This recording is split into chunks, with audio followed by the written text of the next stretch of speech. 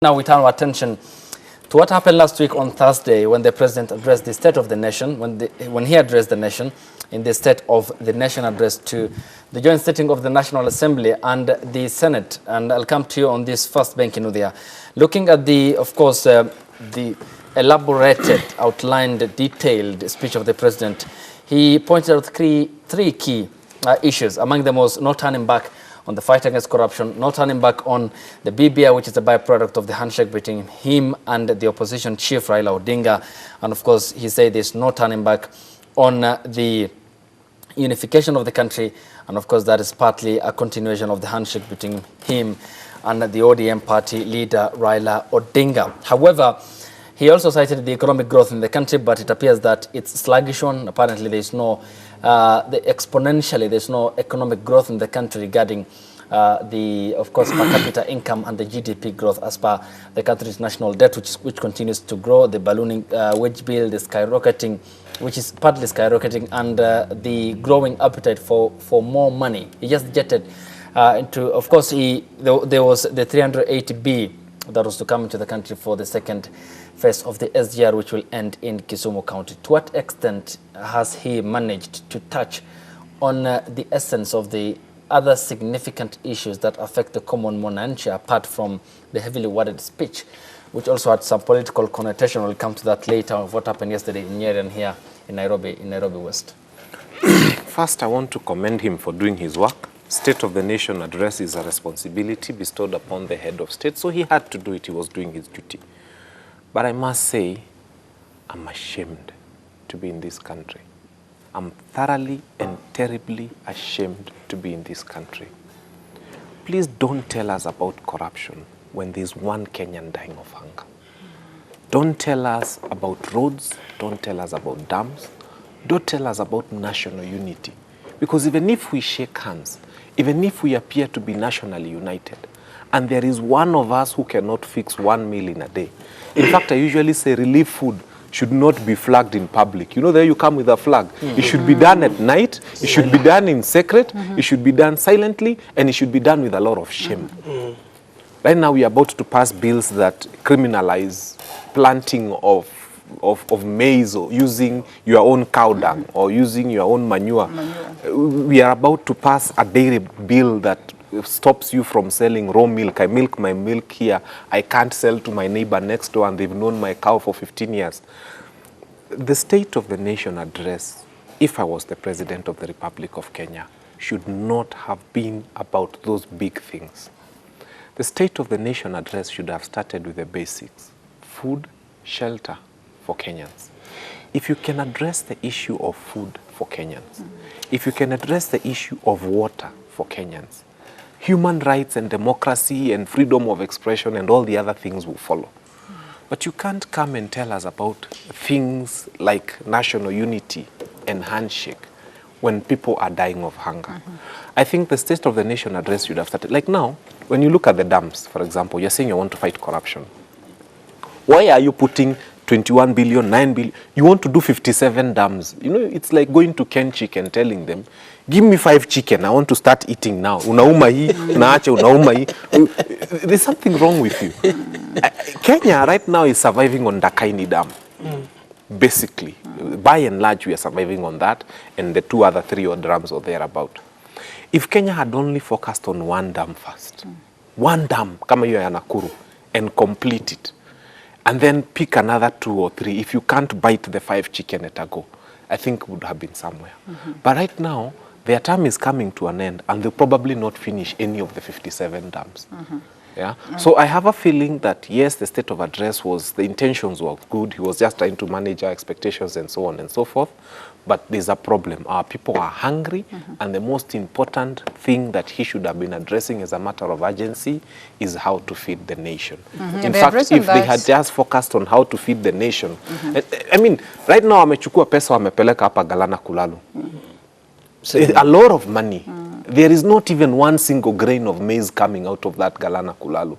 And then you dare come and tell us again that you want to spend more money on other dams. Something is very wrong with us. Right. So he never managed to touch on the software issues. On the most important issues, which is food. But typically, if someone is hungry, don't tell them about democracy. Don't tell them about human rights.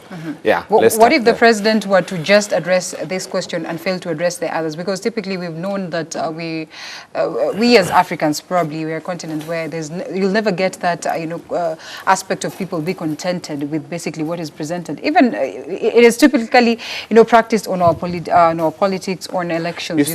Whereby you'll see 50-50. 50 will never be contented. 50 will never be looking at things as though they are addressed. I agree. You are that this could have addressing been us, addressed, yes. Linda. You are addressing us about corruption being perpetuated by people you have employed. So what are you telling us?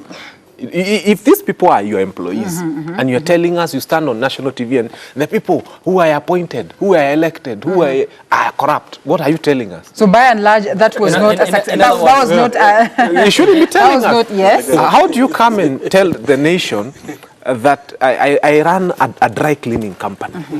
And the people I have employed in my dry cleaning company are stealing from me. They are corrupt. They are selling even the clothes that people bring for dry cleaning. A customer brought a tie here, it's missing, like that oil for the jets that was missing. It's your company. You employed them. You pay them a salary. And then you're telling us they even sold a customer tie. What cripples the president from doing this? I remember he highlighted very well that we cannot just be fighting this on a vigilante way of it, or even, going on podiums or on newspapers to sort of highlight this. So reality is that there are laws that needs to be followed. And in as much as maybe he's the owner or he's the boss, literally he has to abide by basically what we're seeing on the laws. Probably what could have informed the silence from the likes of the DPPs, the DCIs right now, at least we've not seen so much of it being highlighted on the newspapers. Are they trying to follow the right procedure as, enshrined in the Constitution as per what the president says, so that at least eventually we're going to get answers to the question of war and graft? I would have done for him a very simple speech. Yes. I have accepted the resignation of the following, whether they resigned or not. I have accepted the resignation of the following. Who will go on TV and say I did not resign? To try and... Who will? Okay, this has been done before. Let me see the sentiments of Adede here then. Yes. And my worry here is that the issues that are of concern to the public, and many expected a similar scenario to play out, as was the case in 2015. But looking at the economy and what I earlier mentioned, it appears that there is no enough or adequate attention to it by the presidency in this country. Look at all the pledges they made, and it's now half-baked. Some of them suspended. And the Big Four project the president is now banking on apparently faces stiff hurdles on the way. The universal healthcare coverage has not taken off. You look at manufacturing, there is capital flight from the market. And you take a look at the food security, Galana Kulalo project collapsed because of corruption, and the Israeli company did pull out because of frustrations. And the last one is housing, and we are not going by the required rate of delivering the units required daily in the country. This is all bound to fail, isn't it? And what is this capacity constraint that continues to hold the president in a case, in quotes, hostage? Because he appears apparently only addressing the hardware issues, not the pertinent software issues in this country. Oh, very well. To me, the presidential address met my expectation in the perspective that I was not expecting anything out of it. Being that, you see, our president, His Excellency Uhuru Kenyatta, is appearing to be opposition in his own government. And Ruto is now becoming the president.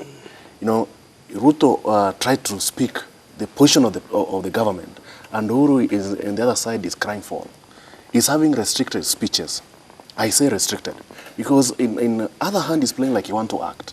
In the other hand he's not acting. Now who is restricting? So is he playing games on us, or there's that restriction that I was talking about? It's sometimes difficult to manage a family of two wives. You get. There's a handshake this other side, there's a promise that I've given Ruto this other side, and there's a country also here, which to me... Okay, I just want to seek clarity there then, and because you are the president, say President Adede, yes. You have the executive powers mandated upon you by the people of the Republic of Kenya. Once you're sworn in, you are state property. Yes. Now, we have seen the president speak tough in Mombasa in 2018 about the lifestyle audit. Yes. He also spoke tough when he said that kuna kijana na tanga hapa. It was tough. You could see the energy, the zeal. And in Windhoek in Namibia, where he said that some of you even cannot take simple notes on what affects Kenyans. Why not speak on the same energy? And you mentioned restriction. Who has that capacity to restrict the President of the Republic of Kenya? That's what we are really waiting for. Or is it self-restriction? It's not self-restriction. Or the President is playing to the gallery from what he's saying. Because what Linda has just said, that he has rules and regulations that even guide the issue of resignations and even sacking. Which rule did he use to sack Echesa?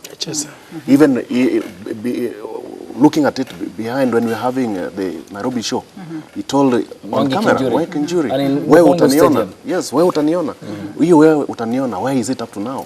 Yeah? And it's not a must that you can only sack the cabinet secretary based on corruption. It's also incompetency can also make you to sack this CS. As Kinjuri, billions of money is lost in his ministry. That alone is enough incompetency. So we should not wait that it should be taken